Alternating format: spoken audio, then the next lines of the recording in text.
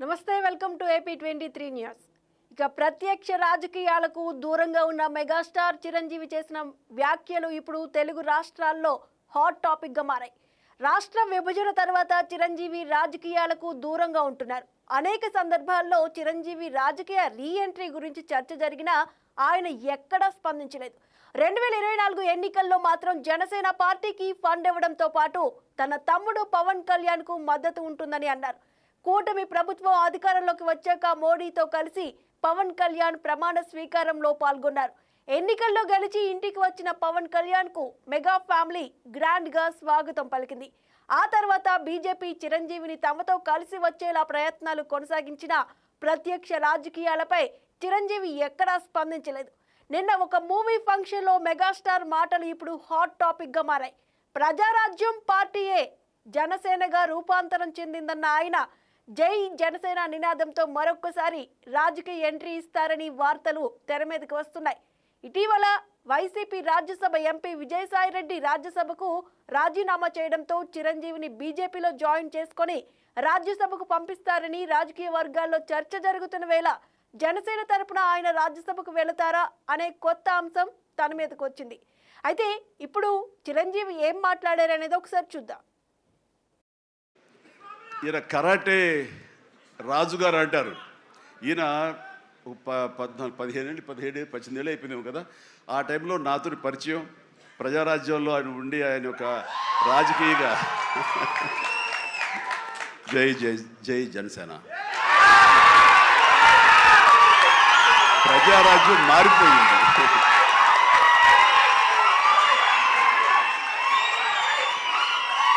ప్రజారాజ్యం రూపాంతరం చెందింది జనసేనగా. I'm very happy. ఆ రోజున ఈయన కరాటే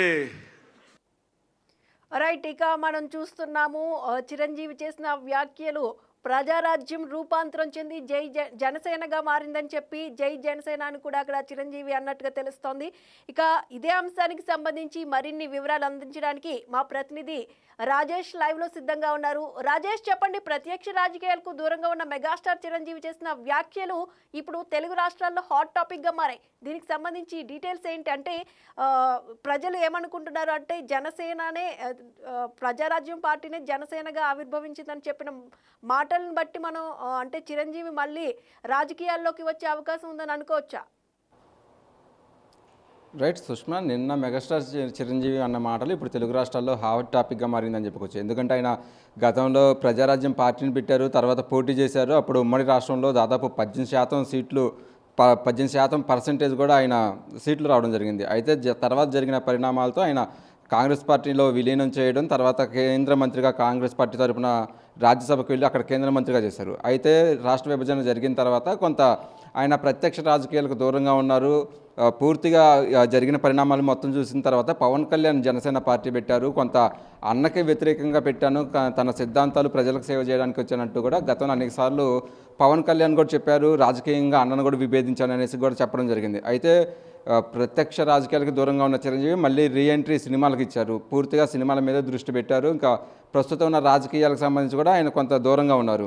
ఎందుకంటే మెగాస్టార్ చిరంజీవి అనే వ్యక్తి అన్ని పార్టీలతోనూ సన్నిహితంగా ఉంటారు. అటు తెలంగాణలో రేవంత్ రెడ్డి పిలిచినా, గతంలో కేసీఆర్ సీఎంగా ఉన్నప్పుడు వాళ్ళు పిలిచిన కేటీఆర్తో పాటు ఇటు ఆంధ్రప్రదేశ్లో జగన్మోహన్ రెడ్డి కావచ్చు, ఇటు చంద్రబాబు, అన్ని రాజకీయ పార్టీ నాయకులతో కూడా మెగాస్టార్ చిరంజీవి అనేది సాన్నిహిత్యంగా ఉంటారు. ఆయన రాజకీయాలకు అతీతంగా కూడా ఆయన అభిమానిస్తూ ఉంటారు. అయితే ప్రస్తుతం ఉన్న పరిస్థితుల్లో 2024 ఎన్నికల్లో కొన్ని కీలక పరిణామాలు జరిగినాయి. ఎందుకంటే పూర్తిగా చిరంజీవి మళ్ళీ జనసేనలోకి వస్తారు, జనసేనకి మద్దతు తెలుపుతారని కూడా అనేక రకాలుగా భావించినప్పటికీ కూడా ఆయన రాజకీయంగా కొంత దూరంగా ఉంటూ వస్తున్నారు. అంటే కేవలం జనసేన పార్టీకి సంబంధించి ఒకసారి ఆయన ఫండ్ ఇవ్వడం జరిగింది. తన తమ్ముడు ఎక్కడున్నా సరే తను గెలవాలని కోరుకుంటానని చెప్పి అంటే పరోక్షంగా చెప్పారు తప్ప ఎక్కడా కూడా ప్రత్యక్షంగా జనసేన పార్టీకి ఆయన మద్దతు చెప్పలేదు. అలాగే పవన్ కళ్యాణ్కి మొన్న పట్టపురం ఎన్నికల్లో కూడా అనుకూలంగా కూడా ప్రకటన కూడా చేయాలి. అంటే పరోక్షంగా పవన్ కళ్యాణ్కి మద్దతు ఉంటుందని మాత్రం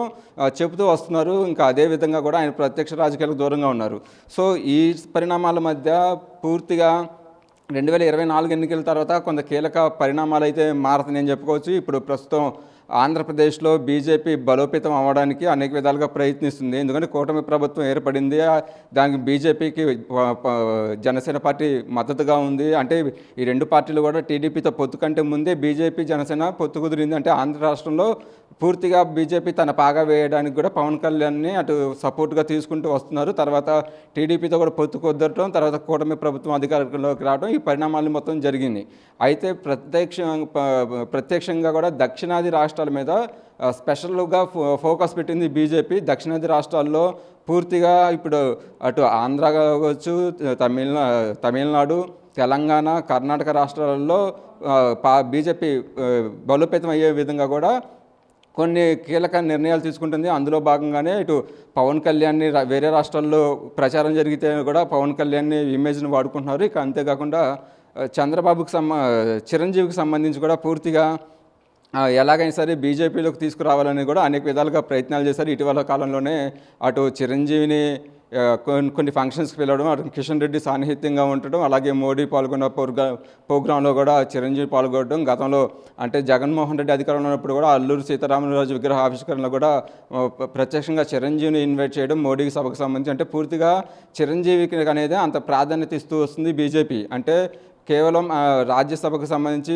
చిరంజీవిని రాజ్యసభకు పంపిస్తే కొంత ఆంధ్రప్రదేశ్లో బీజేపీ బలోపేతం అవుతుంది. ఎందుకంటే అటు చిరంజీవికి అన్ని కులాల వారు కూడా అటు ఫ్యాన్స్గా ఉంటారు. అలాగే ఆంధ్రప్రదేశ్లో ప్రధాన కులంగా ఉన్న కాపు కమ్యూనిటీ కూడా తమకు కలిసి వస్తుంది అనేది కూడా కొంత పరిణామాలు భావించి పూర్తిగా బీజేపీ ఆంధ్రప్రదేశ్లో బలోపేతం చేయడానికి అనేక ప్రయత్నాలు బీజేపీ చేసుకుంటూ వస్తుందని చెప్పుకోవచ్చు. అయితే ఈ సందర్భంలోనే ఆయన ఎక్కడ కూడా బీజేపీకి సంబంధించిన ఫంక్షన్స్ అంటే వాళ్ళకు ప్రైవేట్ ఫంక్షన్స్లో పాల్గొంటున్నారు తప్ప పూర్తిగా రాజకీయ ఫంక్షన్లు ఎక్కడ పాల్గొనలేదు. కేవలం ప్రభుత్వం అధికారంలోకి వచ్చిన తర్వాత చిరంజీవి పాల్గొన్న ఫంక్షన్ ఏంటి అంటే రాజకీయాలకు సంబంధించి పవన్ కళ్యాణ్ ప్రమాణ స్వీకారం చేసిన ఫంక్షన్లో పాల్గొన్నారు.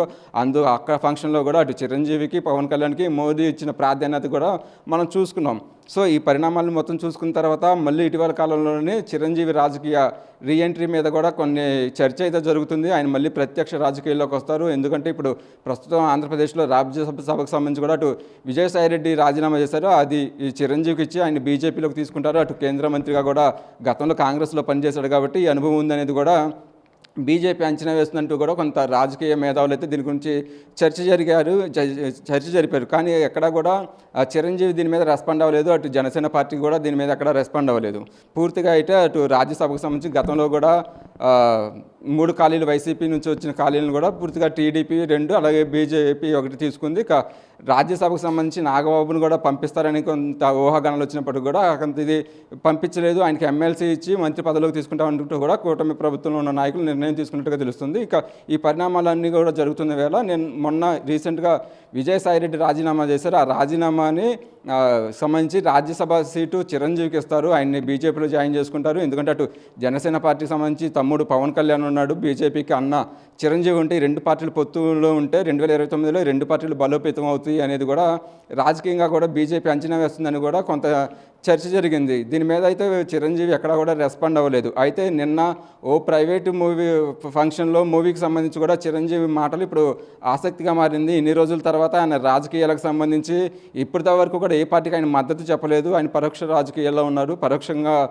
ఎక్కడా రెస్పాండ్ అవ్వట్లేదు. కానీ నిన్న ఫంక్షన్లో మాత్రం ప్రజారాజ్యం పార్టీ రూపాంతరం చెంది జనసేనగా మారింది అనేది కూడా కొంత హాట్ టాపిక్గా మారింది. ఎందుకంటే ప్రజారాజ్యం ఆయన అనుకున్న స్థాయిలో సక్సెస్ అవ్వనప్పటికి కూడా పూర్తిగా అటు ఆ బాధ్యతలు అనేది అప్పుడు ప్రజారాజ్యం పార్టీ అప్పుడు అధ్యక్షుడిగా చిరంజీవి ఉన్నారు. అందులో యువరాజ్యం అధ్యక్షుడిగా పవన్ కళ్యాణ్ ఉన్నారు. ఆ రోజు ఆ యువరాజ్యం పార్టీ అంటే అధ్యక్షుడిగా ఉన్న పవన్ కళ్యాణ్ తర్వాత ప్రజారాజ్యం విలీనం అయిన తర్వాత జనసేన పార్టీ పెట్టారు, పార్టీ అధ్యక్షుడు అయ్యారు.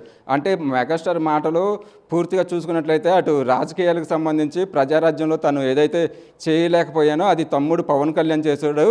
ప్రజారాజ్యం పార్టీ జనసేన పార్టీగా రూపాంతరం చెందింది అనేది కూడా చిరంజీవి ఉద్దేశం. సరే, ఇది ఉద్దేశం కూడా మామూలుగా రాజకీయంగా కూడా అలా అనుకున్నప్పటికీ కూడా జై జనసేన అనే పదాన్ని కూడా ఆయన నోటి వెంట రావడం అనేది ఇప్పుడు కొంత తెలుగు రాష్ట్రాల్లో కొంత హాట్ టాపిక్గా మారింది. ఎందుకంటే ఆయన ఇప్పటివరకు కూడా బీజేపీలోకి అనేసి అందరూ ఊహించిన పరిస్థితి. కానీ ఆయన జై జనసేన అనడంతో కొంత తమ్ముడు పార్టీ లీడ్ చేస్తున్నారు. ఇప్పుడు ఆయన ఉప ముఖ్యమంత్రిగా ఉన్నారు కాబట్టి జనసేన పార్టీలోకి వచ్చి గతంలో ప్రజారాజ్యం పార్టీని నడిపిన అనుభవం ఉంది, అలాగే ఫ్యాన్ ఫాలోయింగ్ ఉంది, పెద్దరికంగా ఉంటారా, జనసేన పార్టీకి కీల్ రోల్ అవుతారు అనేది కూడా ఇప్పుడు రాజకీయ వర్గాల్లో చర్చ అయితే మొదలవుతుంది. ఎందుకంటే ఇప్పుడు నాగబాబు అటు మంత్రిగా వెళ్ళినా, ఎమ్మెల్సీ తీసుకున్న మంత్రికి వెళ్ళినా పూర్తిగా పార్టీని నడిపించే నాయకుడు ఉండాలి కాబట్టి, చిరంజీవికి అనుభవం ఉంది కాబట్టి ఆయన రాజ్యసభ జనసేనలోకి వచ్చి రాజ్యసభకు వెళ్తారా, లేకపోతే జనసేన పార్టీకి వచ్చి పార్టీ పార్టీని బలోపేతం చేస్తారా అనేది కూడా కొంత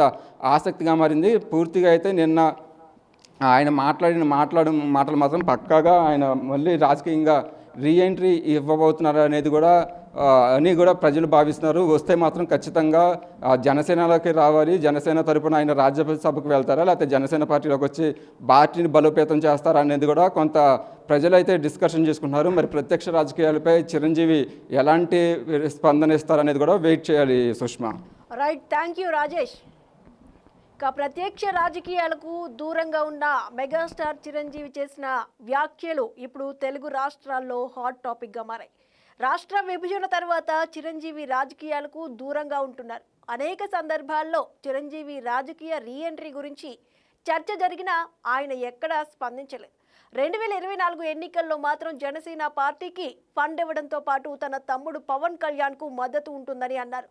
కూటమి ప్రభుత్వం అధికారంలోకి వచ్చాక మోడీతో కలిసి పవన్ కళ్యాణ్ ప్రమాణ స్వీకారంలో పాల్గొన్నారు. ఎన్నికల్లో గెలిచి ఇంటికి వచ్చిన పవన్ కళ్యాణ్కు మెగా ఫ్యామిలీ గ్రాండ్గా స్వాగతం పలికింది. ఆ తర్వాత బీజేపీ చిరంజీవిని తమతో కలిసి వచ్చేలా ప్రయత్నాలు కొనసాగించిన ప్రత్యక్ష రాజకీయాలపై చిరంజీవి ఎక్కడా స్పందించలేదు. నిన్న ఓ మూవీ ఫంక్షన్లో మెగాస్టార్ మాటలు ఇప్పుడు హాట్ టాపిక్గా మారాయి. ప్రజారాజ్యం పార్టీయే జనసేనగా రూపాంతరం చెందిందన్న ఆయన జై జనసేన నినాదంతో మరొక్కసారి రాజకీయ ఎంట్రీ ఇస్తారని వార్తలు తెర మీదకు వస్తున్నాయి. ఇటీవల వైసీపీ రాజ్యసభ ఎంపీ విజయసాయిరెడ్డి రాజ్యసభకు రాజీనామా చేయడంతో చిరంజీవిని బీజేపీలో జాయిన్ చేసుకుని రాజ్యసభకు పంపిస్తారని రాజకీయ వర్గాల్లో చర్చ జరుగుతున్న వేళ జనసేన తరపున ఆయన రాజ్యసభకు వెళ్తారా అనే కొత్త అంశం తెర మీదకు వచ్చింది.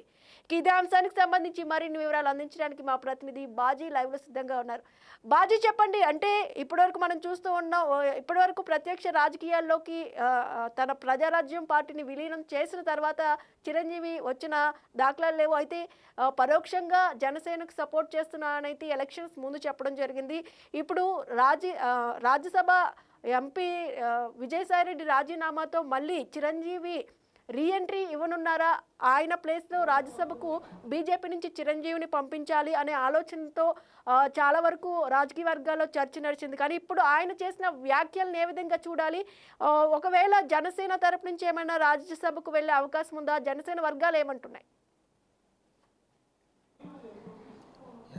సుష్మా, మనం చూసుకున్నట్లయితే చిరంజీవి గతంలో 2008 సంవత్సరంలో ప్రజారాజ్యం పార్టీని స్థాపించి 2009 అప్పుడు జరిగినటువంటి సాధారణ శాసనసభ ఎన్నికలకు పోటీ చేయడం జరిగింది. ఉమ్మడి ఆంధ్రప్రదేశ్లో ప్రజారాజ్యం పార్టీని స్థాపించి అప్పుడు కీలకంగా ఉన్నటువంటి కాంగ్రెస్ పార్టీలు వైఎస్ రాజశేఖర రెడ్డి హయాంలో కాంగ్రెస్ పార్టీ హయాన్ని ఢీకొని దాదాపుగా 18 సీట్లు ప్రజారాజ్యం పార్టీ అయితే గెలుపొంది.